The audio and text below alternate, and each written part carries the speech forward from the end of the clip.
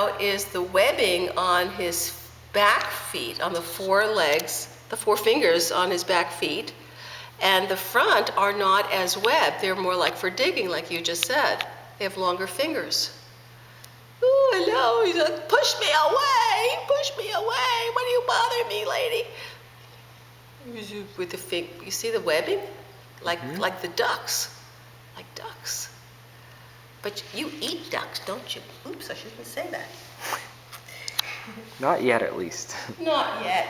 Now, there was once upon a time that I had been doing my wildlife pastel work out in, where was I? I was at the Loxahatchee Wildlife Refuge Center, Marshall, and there was a baby. There was a couple of young ones, maybe not as young as this, in the water, and I did little drawings of them, and further back was the mommy.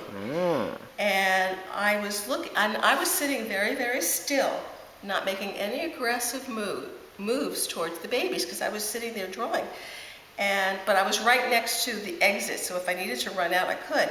And the mother didn't do anything, because she was just watching to make sure that I wasn't touching her babies. Now, it was a good enough distance for me to, zoom out if I needed to, but that was the last time I ever tried something like that, so I'm not recommending drawing where there are alligators. Now, is he or she a vertebrate? Yes. Alligators. Is an amphibian a vertebrate? Yes, they are. Oh, so okay. Yeah. Invertebrate vertebrate basically means that they have a vertebrae or backbone. So the alligators do have a backbone, just like all reptiles. I mean, it's kind of hard to tell by touching it because of all the scales are so, really even at this age, are harder. So it has a full skeleton. Very good. And what kind of temperature ranges do they live in?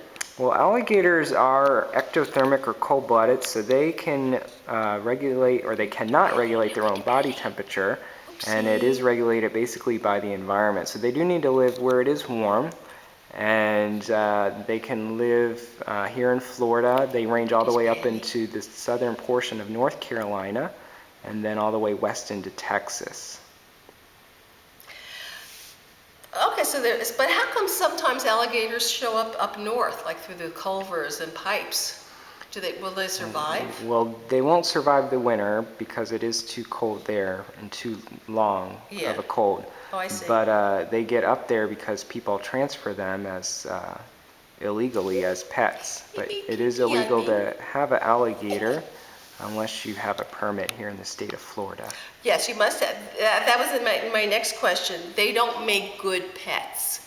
This is cute. He's adorable, or she.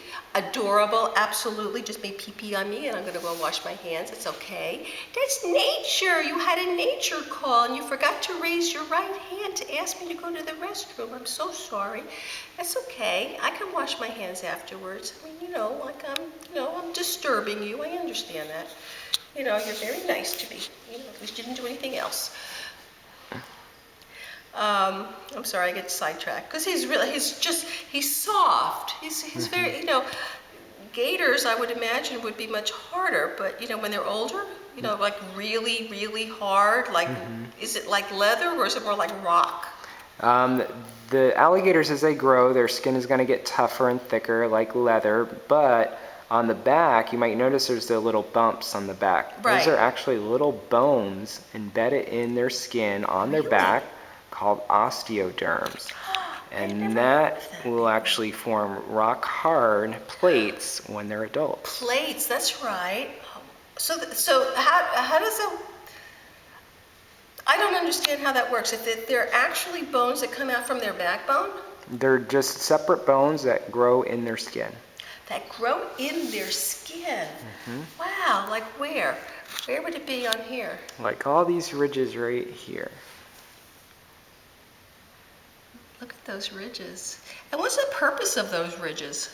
They have the osteoderms, scientists think, for a couple of reasons. One, it might help increase surface area, kind of like solar panels. It's going to help them to warm up a little bit faster when they do come up on shore on a cool day. They go into the sun, it helps them to warm up faster. Another reason is it actually forms a little armor for them. So when they are, especially the males, combating or fighting over a female or territory, they'll have some protection on their back. I see. Who are their predators? Because they're the top of the line killers. You know, they're hunters, killers.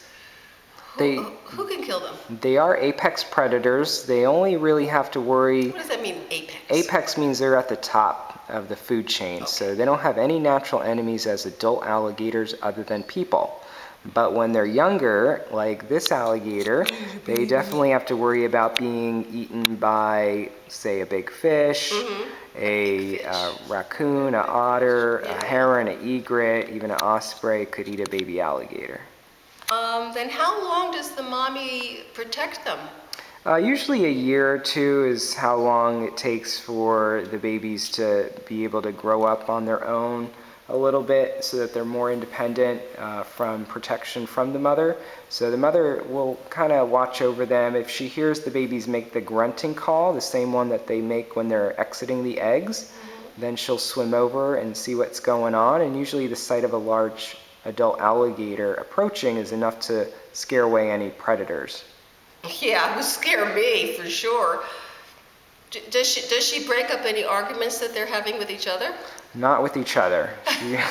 She's not going to intervene in those situations. Oh, so if little Johnny gives Sister Susie a pull on the tail and she goes, Mama, Mommy is like, work it out, kids, right? Exactly. They're on their own. They're on their own for that kind of stuff. But if somebody really wants to eat you, she's going to say, look at me, I will eat you first. Now, another fact that Martin Two Feathers told me is that right after mating, the male has to exit quickly from their scene because the female will kill him. Is that still, am I remembering this true? Well, the male and the female actually have a very interesting courtship display. So the male will be in the water and he's very caressing to the female. Really? And after they mate, he goes on, and they both go their separate ways. I've seen the water speckle on the backs of male gators. What is that? Well, the males have the ability to make the water dance, as it's called. Yes, so they make a bellowing sound, which kind of sounds like a lion roaring, and that sound vibrates the water at such a frequency that it makes the water on the alligator's back dance and makes it kind of come up and dance around. I've seen that. I did some sketches of that. I didn't have a camera at the time, but it was incredible to see something like that. So something so delicate on such a behemoth, such a big, monstrous, big plate monster thing. Just little Tinkerbells all over his back. It was just, what's the purpose of that? It's a way to communicate with other alligators, attracting females and discouraging other males from entering his area. Oh, so it's the bellowing. Oh, it's not just, he doesn't want that just decorated water on his back. He just wants to he's blowing his horn. Right, it actually serves a purpose. Okay. Because I remember many years ago when there was a lot more wildlife areas in South Florida, I was horseback riding with my girlfriend who was a native Floridian, and I thought I was hearing some donkeys braying because there was a lot of farm animals, and she said, let's go fast, we're leaving. And I just trusted her and rode off after her, and then I said, what was that all about? She said, oh, that was Mr. Gator telling Miss Gator that we're lunch. And she knew the sound. I just thought it was a donkey. It's very loud. Yeah, it was like miles away, and she said, nope, let's go. And we took off with our horses, and the horses, it was very good to have fast horses in those days. Let's see what else we can think. Now, so we know that they're not pets. They're really dangerous. This is not a pet. And if you see any in the wild, leave it alone. This is not something to even, you could just appreciate it from the distance, take photographs, and exit the area. This is not a safe creature. I'm touching it right now because I'm with Sean Mallet, who would make sure that I'm safe. And I've also been handling them for maybe 20 years on and off. with instructors, so I'm well taught, but I'm also respectful for like that noseband. He's already tired of it. It's just like, I give up, it's on my nose. And that's just to make sure that he doesn't open and close his mouth on my finger. But I'm gonna take some photographs of him with Sean holding him so that we can take it off, and then we can see what he really looks like without this ridiculous, I'm sorry, this looks like he's in the hospital. Are you in the hospital? No, you're not. Now, I also know that they don't like to go backwards over their heads because it kind of jumbles whatever brain they've got. Yeah, they like to stay right side up. Yeah, and a lot of the gator, like especially in the early days of Florida, when you had alligator handlers, they would flip them over on that back, and that would shorten their lives. It would put them to sleep, as they would say, and what it's doing is actually pinching a nerve in the back of their head, so it's temporarily knocking them unconscious. Yeah, my friend never did that. He knew that it was bad for his gators, and he loved his gators, and he would open the mouth and all that stuff, and that was frightening enough. But he did it responsibly, and I was very grateful that I learned from him, and not somebody who didn't care about the gator at all.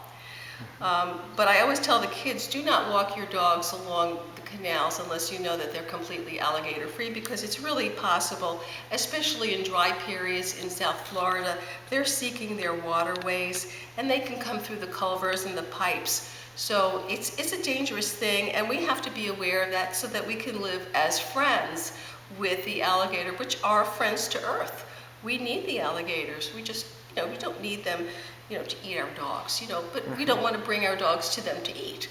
We're not going to be supplying them with food. So just be careful, and, don't take your dogs on any kind of boat ride in the Everglade areas, which people have done, and their dogs die, and I'm sorry to say that, but that's the truth of it. So people who are not educated are endangering themselves and those around them.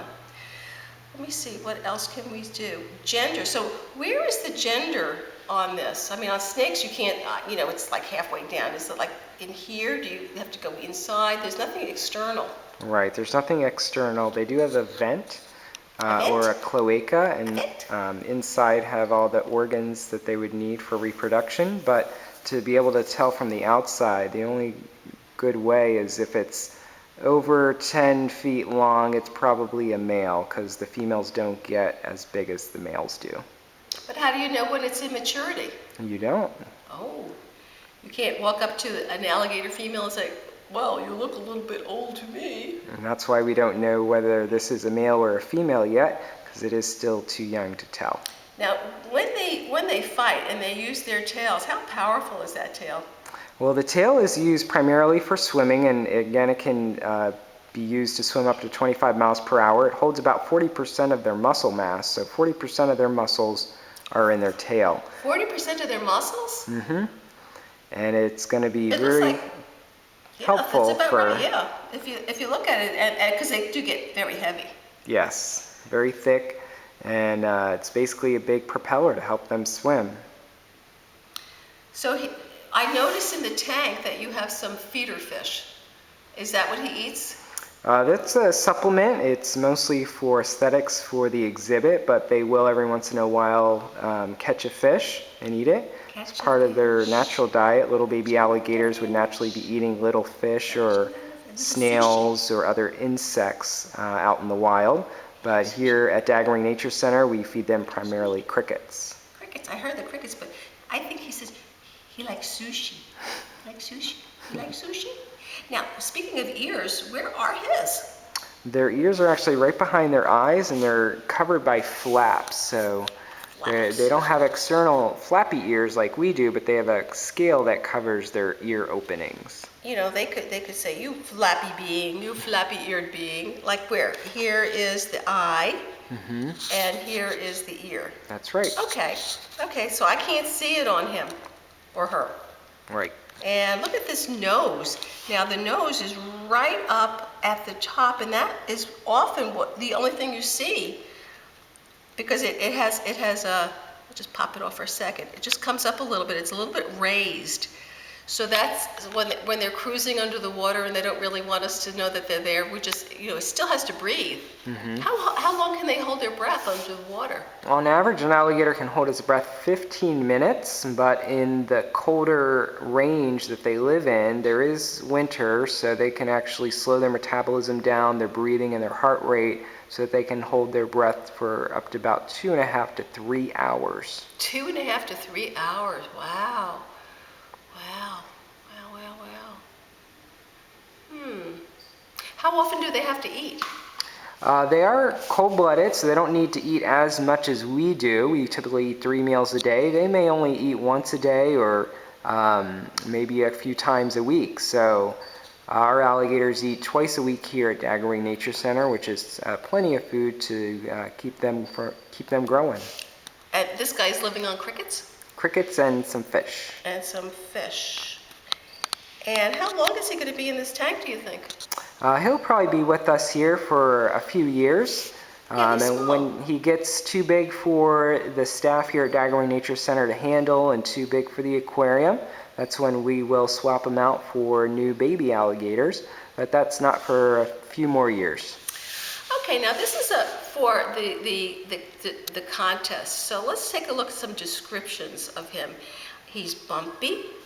He's sweet looking. Oh, that's my phone. It's my minuet. I'm sorry. I forgot to turn it off. I forget my phone. I never used to use phones all the time. Really, I never did. I swear to you, I used to use telepathy just like you do. Oh, okay. So he's bumpy but he's soft underneath, and he's hard on top. And look at the little speckles of the scales on the side. They go much smaller, and over here they look like diamonds, diamond shapes. And on the top of his head, it's just very smooth. Now, what color will that turn into? Well, the adult alligators are a solid gray or black color. I was gonna, because I've seen them